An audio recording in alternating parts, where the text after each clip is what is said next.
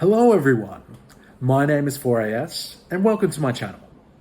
This is a series of video essays where I cover political, economic and revolutionary topics which are relevant to our time. I read the books so you don't have to. In a world where money rules the land, there is one critique that is left unspoken. Integrity leads to innovation. Innovation leads to inequity. Inequity leads to insanity. Join me as we explore the four eyes of capitalism. So, let's jump right in. Recently, I have been approached by a few people wanting me to unpick the critique I harp on about. They say, 4AS, what do you mean innovation leads to inequity? What do you mean inequity leads to insanity? Well, hopefully today gives you a bit of an insight into this line of thinking.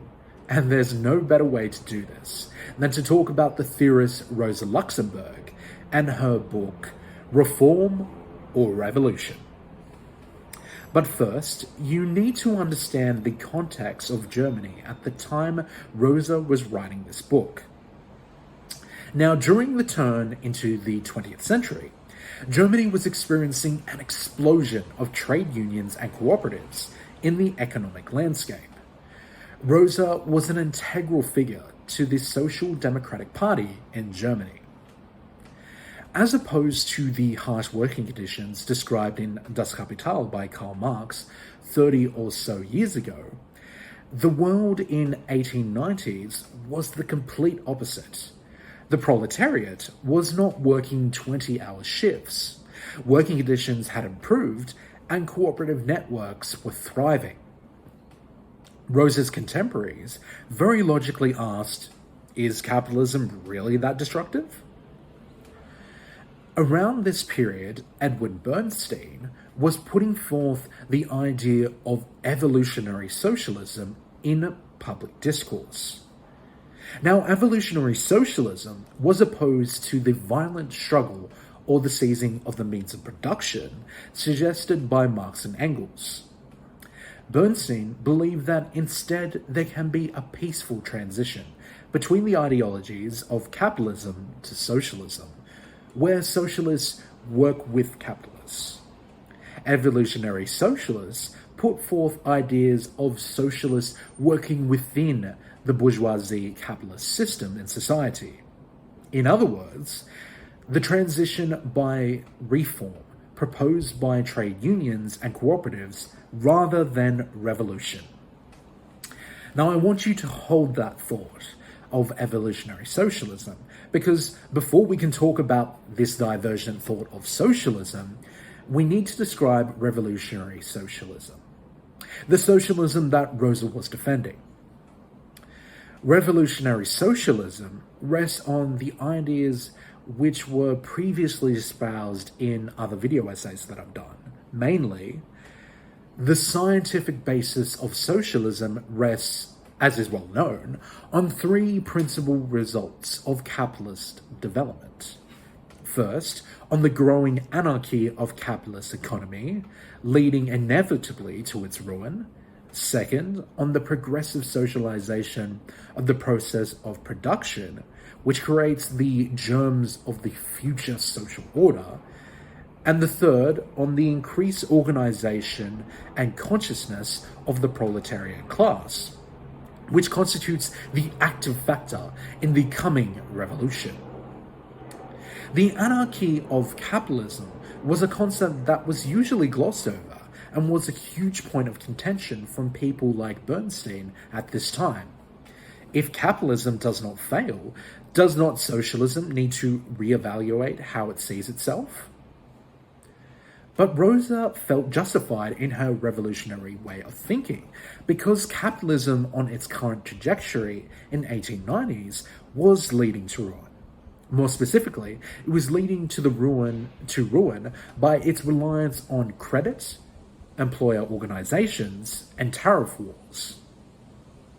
In her book, Rosa refers to these three shaky pillars of capitalism sarcastically as the means of adaptation. It presented a character of transforming capitalism to a new century, when really it was a snake eating itself. Credit has diverse application in capitalism. Its two most important functions are to extend production and to facilitate exchange. When the inner tendency of capitalist production to extend boundless strikes against the restricted dimensions of private property, credit appears as a means of surmounting these limits in a particular capitalist manner.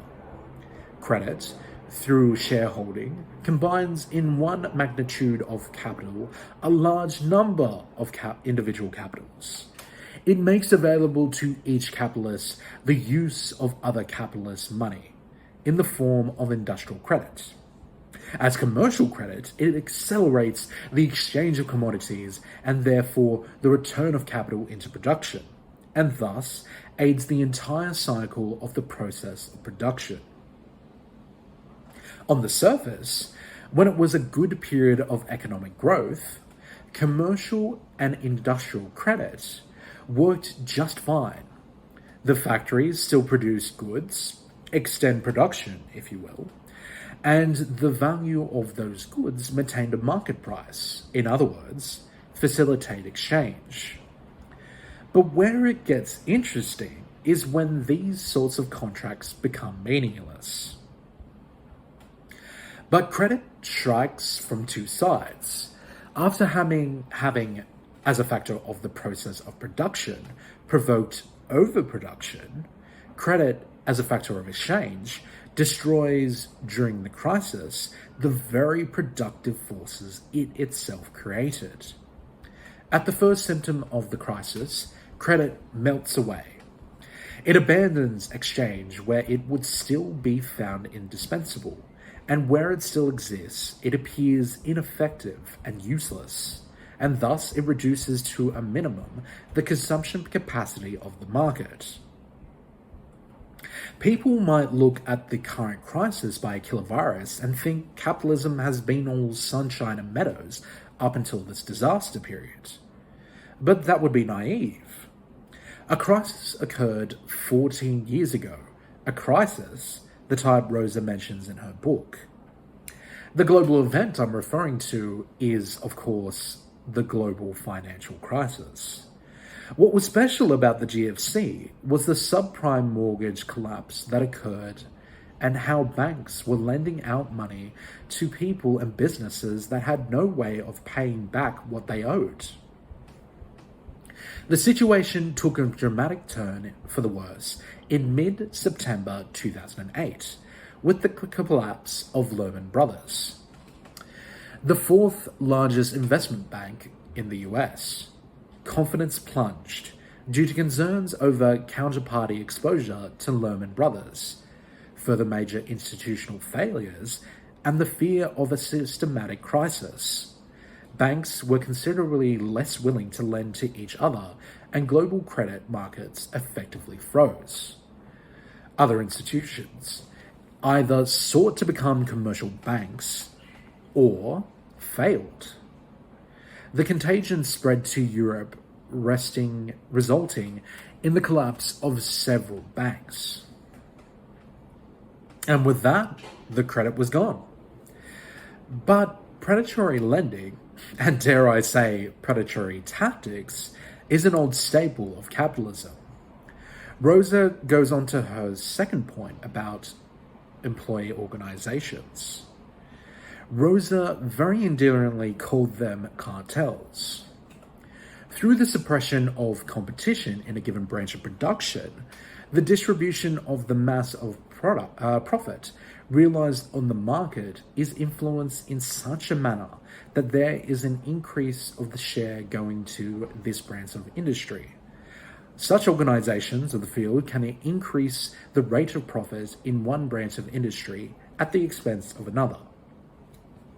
Sure, by itself, these sorts of businesses that exploit industry aren't destroying the market, but have people actually stopped to consider the impact big corporations have on the economy? While a certain pandemic has been running its course, you don't see a lot of mum and pop shops around. And this idea of companies as cartels gets even scarier when you consider the concept of transnational corporations. In Dale Reed's book, he states, what distinguishes TNCs from their earlier predecessors was the fact that they no longer engaged in just simple forms of internationalization. For example, exporting, producing in branch plants for foreign markets, involving one or two sites. Rather, they have been employing a diverse range of internationalization modes, licensing agreements, strategic alliances, joint ventures, etc., which they have employed to develop global commodity chains. So TNCs are getting rid of the market, but they certainly are getting rid of the competition. Try getting your foot in the door of the burger business when Macca's holds the keys to all the best suppliers. Again, this falls into Rosa's thesis of the destructive nature of capitalism. But to cap it off, Rosa mentions a third nail in the coffin of capitalism. Finally, capitalist combination aggravates the contradiction existing between the international character of capitalist world economy and the international character of the state, insofar as they are always accompanied by a general tariff war, which sharpens the differences among the capitalist states. Fundamentally, what is being said here is governments and nation states end up advocating for companies on their home soil. Foreign commodities ended up getting taxed, where they ended up being sold at a higher price. The capitalist was happy to sacrifice profit in other countries for the profits back in their base of operations. Rosa calls it tariffs, I call it free trade agreements.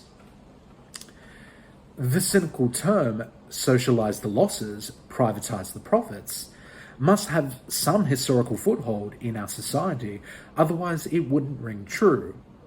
When you have lemons, make lemonade. Am I right, capitalists? Now, with these concepts of credit, cartels, and tariffs, stir them all in a pot, and what do you get? A pretty foul broth, which ends up being a cycle of crisis. Financial crisis were pretty common for capitalists who were meddling in new industries, and Rosa very gladly pointed this out.